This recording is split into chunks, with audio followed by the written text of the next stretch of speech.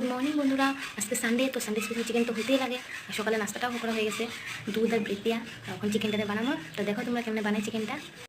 সকালের নাস্তা, চিকেনটাকে ধুয়ে রাখছি। আর এখানে মশলা লেগে গেছে রসুন, আদা, মরিচ আর পেঁয়াজ আর এই যে আলু। তো আমি যে রসুনটা আমি সব কিছু মশলা দেবো। রসুনটা তুমি ছিচ্চা, আদাটাও তুমি ছিচ্চা, কোনোটা বাটাবাটি করুন না, এরকম খায়া দেখো একবার, বহুত ভালো লাগে, বয়েল টাইপ। তো আমার দেখো, আমার এখানে ভাত হয়ে গেছে, ভাতটা হয়ে গেলে আমি চিকেনটা বয়ে দেবো। তখন ভাতটা এখন মার ফেলে নেবো। প্রথমে মশলা দিলাম, এই রসুনটা ছিঁচে দেবো।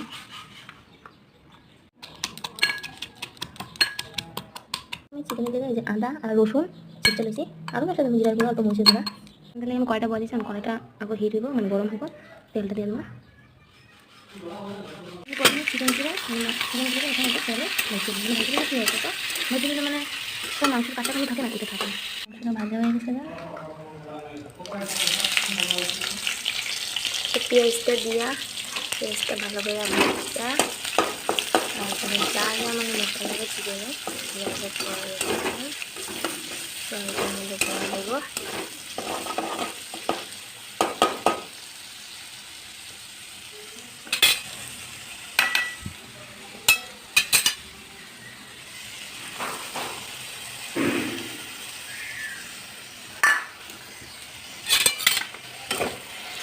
এখন তেলে মশলাটাকে ভালো করে সতলাই দেবো।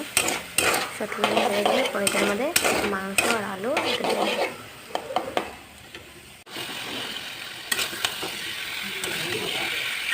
আর মাংস আলুটা তারপরে ভালো করে এটাকে কষাই নেবো, তেল গাড়ি নেবো।